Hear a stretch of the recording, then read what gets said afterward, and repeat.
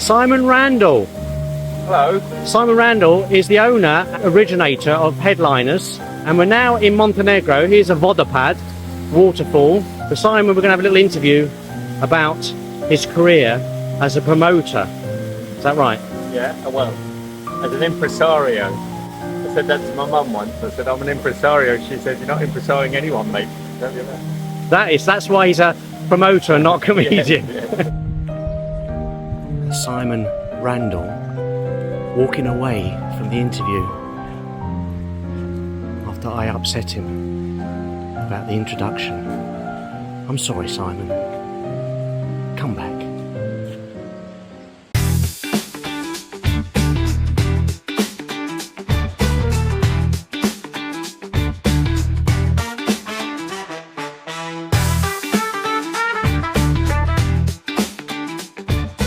Malijek Beach in Montenegro. Well, there's slightly different pointing out. Look at this beauty. Look at this beauty. So, oh, not you, Simon Randall. Right. Can you just stand back a bit? Yeah, don't even bother. It nearly came there. Look at that. You nearly got me. So,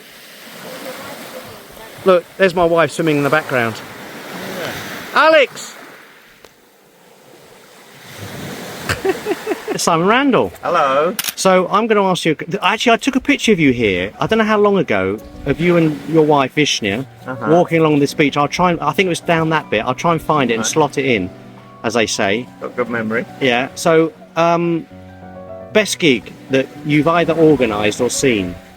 The best gig I've organised, and it does, for some reason it always stands out in my memory, was our first birthday, the first club we had in the Viaduct in Hanwell.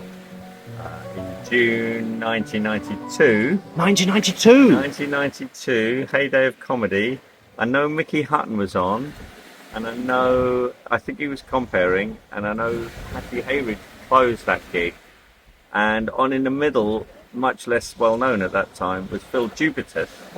And Phil Jupitus did the best 20 minutes, or certainly he went down the best that I've ever seen anyone go anywhere ever.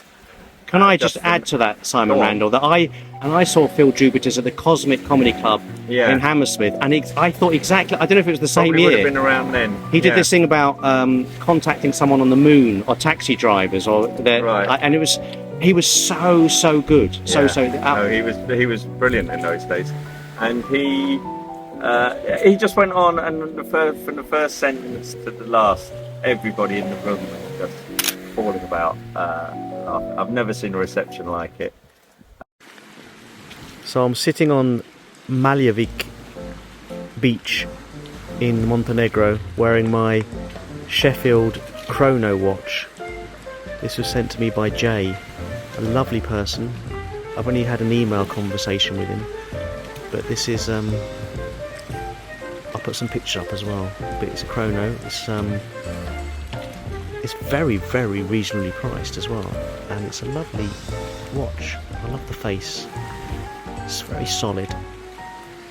I'm not sure of the specs. I'll have to put them up because I'm not a watch reviewer person, but I do love watches, and this is a little bit of the episode where I'm interviewing Simon Randall from Headliners, and I'm wearing this watch for most of the interview. I'll put the details in the description below.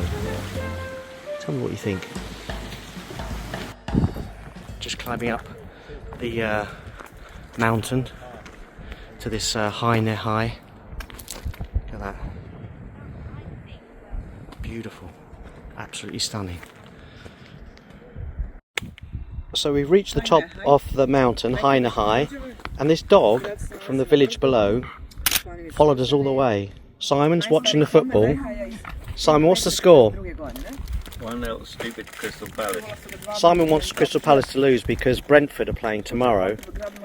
This is obviously going to come out way after that. But Brentford, if they win tomorrow and Crystal Palace lose, then what happens? Look at me, Simon. Look at me. Brentford get into Europe. Yeah, then Brentford Crystal Palace win the cup, they'll nick our place. So if Crystal Palace win, then they'll nick Brentford's place. Sorry, I'm actually checking my tickets. He's taking his ticket sales for tonight in Headliners in Chiswick. So. And there's the dog that followed us up the mountain. Can I get our wives on? These are our wives who have just climbed the mountain, listening to us. Is it a mountain? No. What is it then? It's so small for a mountain. Big right? hill. It's a hill. It's a big hill. It's a big hill. Look at the views around.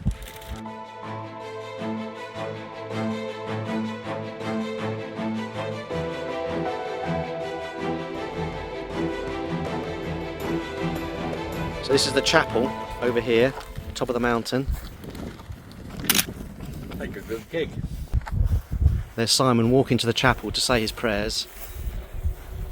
So Simon, I was going to ask you, Yeah. you're a very, very, very, very good chess player. What ranking are you chess player? What my rating? Rating, not ranking. See, it shows how much I know. It's actually gone down a bit recently, but it's just over 2,000, 2,040. Which is like that. what was your highest you've been? I was in the old English ratings. I was 203 as the highest, which is about, I think it translates 2,200 or so. Wow. And you also are extremely. We were talking about this before that chess players make quite good poker players, but you're a very good poker player. You've won quite a lot in your lifetime so far. I think successful rather than good would be more accurate. Well, I these think days. good comes with successful, doesn't it? Yeah, well, I'm not like these young kids who play all day, every day, and But you got into you won the Poker Million on Poker I won the Stars. Poker Million on Poker Stars. Yes, I did. But that's not £1 million. That's £1 million prize It's a money. £1 million pool, Yeah, and I think the first prize was about $200,000. it's good. The Though. dollar was a bit weak, so I haven't got much money. But that leads me on to the question of what would you do if you weren't a comedy promoter? Well, I wouldn't be a poker player, that's for sure. I wouldn't be good enough anymore, and also I wouldn't want the pressure of being a poker player. I don't know, something boring like financial advisor or mortgage broker or something like that. You are for real. Yeah, well, I mean that's something I can do and pays reasonably well. So, But it's funny, isn't it? Because most comedians or performers come out of jobs that yeah, that's and- boring. I want to run away from showbiz and become a financial advisor. Yeah, You know what? But I don't know. Actually, something like. Maybe working for the Citizen Advice doing debt relief. I tell you what, being a tour guide would be quite good fun. I think. That's interesting. Around London, showing people around London and, talking about it. That's not that much different from comedy in some ways. I suppose so. Yeah, it was a good answer. I might stick with the financial because that's the most boring one we've had. Yeah, good. I like to be the most boring. Going to climb down the mountain. There's Simon. Look. Hello. Simon Randall. He's a good friend of mine. He says It doesn't help me with my finances. Yeah, you never give me any financial advice, Simon. Well, I don't mind. Put all of it in the stock market. All Okay. 10 quid. Did you hear that? Look at that. This is Montenegro, everybody. Come stay at Vishna's place. Vishna has asked you to let you stay at her place for free, or £10 if you don't put it in the stock market. I'm back home now. It's my son's birthday today. He's 17. Wow. But I forgot to record this little bit of saying to you, if you're liking this episode, please like, obviously, and comment. Always comment and subscribe. It does mean a lot to me if you subscribe and helps everything. I'm still wearing my Sheffield Chrono watch. Very nice. And that's it really. Thank you. Please like, comment and subscribe. So it's the next day now and I've come to interview Simon Randall some more. I'm now somewhere else. We've gone for a big walk up a BMX track, mountain bike track. It doesn't do its justice really. It's very beautiful. And I'll catch Simon a bit further up. Simon Randall, we're walking up the last bit of this tremendous, look at that. Down below.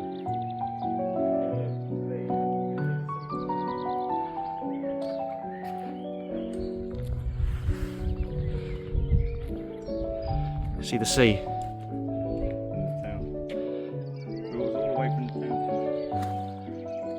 So we're at the top of the mountain, and that is the Pauk, Veliki Pauk, How do you say it?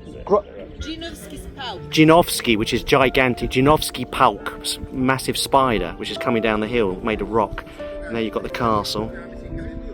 Black Castle, is it? Sunny Kush. And then, as you come across here, you've got the Bay of Bard. Isn't that amazing? I just like the spider. So Simon Randall, we're at the top of a mountain. Look, there's the Palk, and there's the castle. Where's the castle? Have you tried comedy yourself? Well, I've never done a set, but I introduce acts quite often in Chiswick. So kind of like an MC, a compere. Yeah, but then we have an extra act on, and it's sort of cheap and cheerful, quick and. Can I just say, you are actually very funny. You've actually got some. You understand. I suppose you've been watching so much. Yeah, you pick up a few tips along the way. I've been doing it for 30 years, so something sinks in. But I can do it reasonably, and that audience know me, and also, of course, I know how things work on the night, so I can effectively be a liaison between the audience and the acts. And I think the audience quite like that. They like someone to just tell them what's happening, do it in a reasonable way. I usually find somebody's birthday is, and I can mention all that kind of thing, which some compares don't like doing. But so I'm there on the audience's side, basically. And they over the years, if you have regulars, they kind of know you as well, as you say. Yeah, they do, and I've got a slightly limited repertoire, so I'm slightly embarrassed to do. Well, you've stolen one of my jokes, haven't you, Simon? I think you'll find it's the other way round. Really. So Simon Randall actually, I think he wrote one of my jokes. It's a very good joke. It's dyslexia is an anagram of horse. It would only work for you in your style. Well, other people. I mean, I can't remember how, because I remember trying to think of an anagram joke, and I think we were just sitting having a cup of tea, and you came up with that, didn't you? I don't know why. How come you came up with it? I don't know. I can, okay, I can put different words and themes together. Also, actually, one thing, because my daughter's slowly taken over it, the comedy club, and doing some comparing. Anna Randall, I think I've taken a picture of Anna Randall. And one of the things I say to her is that once you've seen a lot of comedy and you've got the kind of the formats in your head, that helps a lot, actually. It's like having the template already, if you like, of how a joke works and the rhythms of it and what kind of words are funny. I mean, mention local area here kind of thing. Acton's always funny and Hanwell's quite funny, whereas Twickenham isn't really.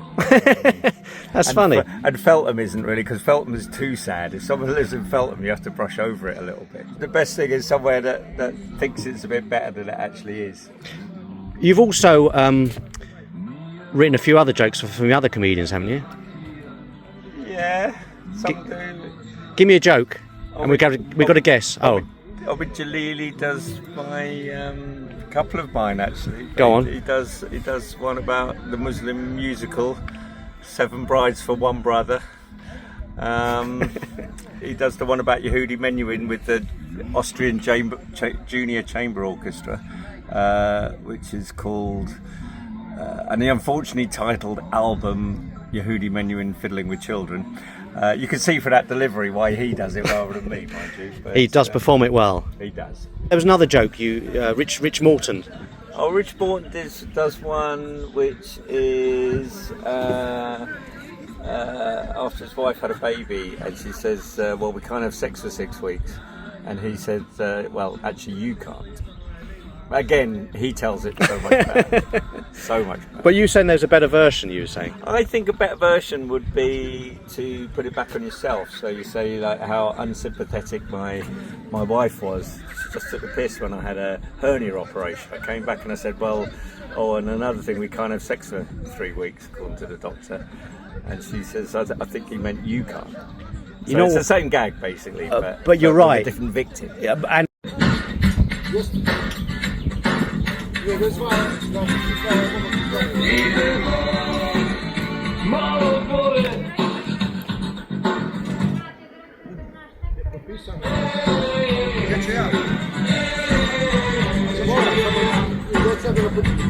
This is the skateboard part of the forest. Look, Simon's not forgotten his bike. What? You jump here. Woo! Come on, you bees. Oh, this is the maximum on this. Maxim, Simon Randall, who do you support? Brentford. He's going to get moody because he doesn't want me to talk to him while he's watching his Brentford game. I'll get. Yes, that's correct. Dakle, 55 bodova za popularne pčele. Što se tiče Fulama, trenutno 11. pozicija, 51 bod. So Simon Randall is watching Brentford, and it's in Montenegro, so it's quite an interesting way to watch football. I thought it was a penalty. He's given for once. He's given one of those. Is it a penalty? Yeah. He's got 100%. It's a penalty for Brentford. Penalty to Brentford. We scored to make it 1-1, and now we've got a penalty.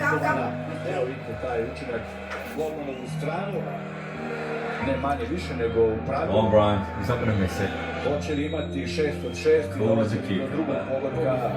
Na ovom meču, u tu rasponu od samo 5-6 minuta. Brian Bumo i Bert Leno. Evo nove prilike od Briana.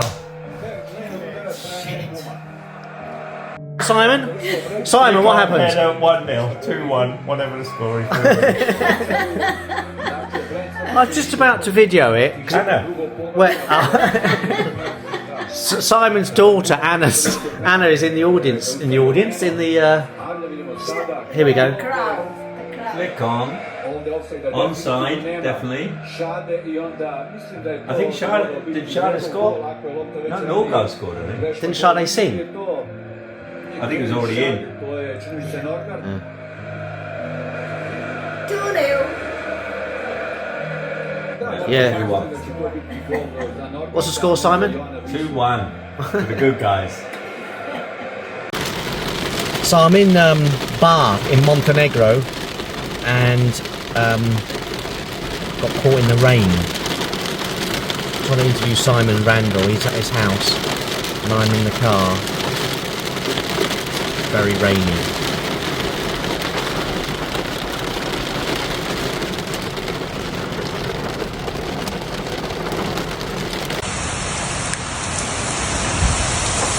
Fucking hell.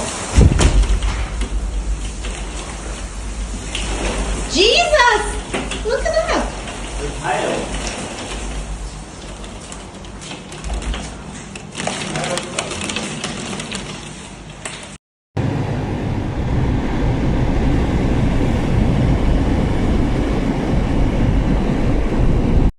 Simon, I've known you a long time, but about 8 years ago, something happened. And all that time you've been claiming to me that your maths is top notch. 2019 to 2025 is 6 years.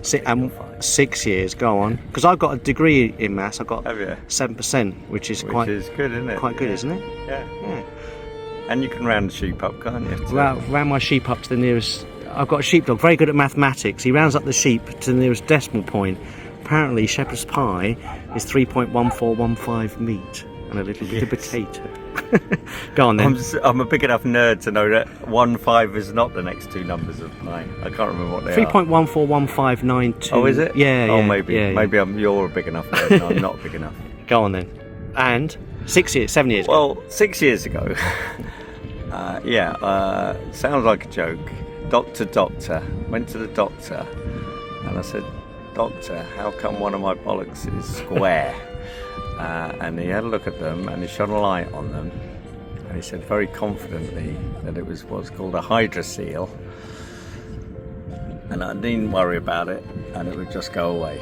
And unfortunately it didn't go away because it wasn't a hydrocele. I went for an ultrasound and it turned out to be testicular cancer. So then you really see how the NHS kicks in. I knew it was bad news basically because my doctor called me about an hour after the ultrasound, so there's no way he's going to do that unless it was urgent. And yeah, so I ended up in hospital, and unfortunately, if it's just testicle cancer, it's quite straightforward. just have it lobbed off, and that's the end of it really. But it had spread to my lungs, and it spread here, there, and everywhere. So hadn't it gone to your brain as well? Or luckily, it didn't go to my brain. Oh, okay. But it was still a scary afternoon when I thought it might have done. But it was still regarded as testicular cancer rather than lung. That's the primary cancer. So if you get cancer, it's a good one to get for a few reasons. One is people are very sort of sympathetic, which makes you feel a bit uncomfortable until they find out it's testicle cancer, and then they just laugh, which is good. But also more seriously, it's the one you're most likely to survive. Did you survive? I did. But you had to go through chemo and all the horrible stuff. It's pretty horrible. I wouldn't recommend it unless you. It's better than the alternative, but of course. But yeah, it's not very nice. And you had visits in hospital. I had a few visits. I must say, I sort of discouraged visits. My lovely wife visited every day. She was very diligent about it, and it was a very thankless task, I think, because I was just so miserable but she came every day, and that was fantastic. And a few people did come. Steve came. And Omid came. Funny enough, it was mainly. I think Terry Alderson came as well, didn't he? And it was mainly bald people who came to laugh at the fact that I had joined them. Lost your hair. I got visited by the hairless on a regular basis. And then Omid tweeted or something, didn't he? Well, we did. We concocted this sort of gag about, because you know how people shave their heads in kind of solidarity. And it was something like, oh, thank you to Omid and Steve and Terry and Jeff Innocent and various other follically challenged people. Thanks for the solidarity type of thing. So it was a bit of a joke.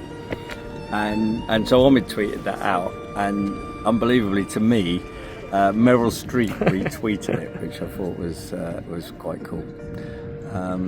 But yeah, it was pretty horrible time, but all in the past now, and I've repressed it down into the depths of my memories, and you'll never think about it again. Nice one. Except I brought it up now for all eternity on YouTube, because it's going to go viral. That's all right. I mean, I don't even mind talking about it. No. It doesn't bother me anymore. Yeah.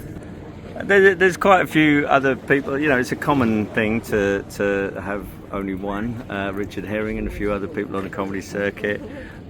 Jimmy White, famously, and Lance Armstrong, both had that operation. And if you just have it removed, it's a fairly simple operation. It takes about 10 minutes or something. And Jimmy White took 20 minutes because some bloke in white gloves kept putting it back again. But generally speaking, 10 minutes. And we've all got a little website together, uninad.com, we call it.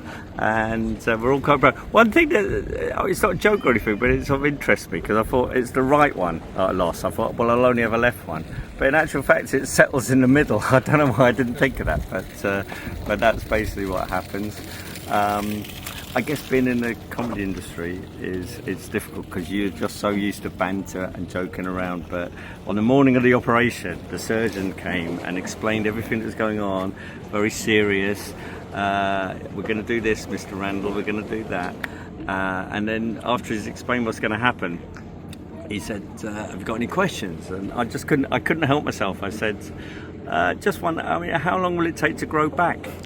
And obviously I'm joking, but the guy looks so crestfallen, his face just dropped, and I could see him thinking, fucking hell, I'm going to have to explain to this idiot how it actually was. And I said, it's all right, mate, I'm joking, don't worry.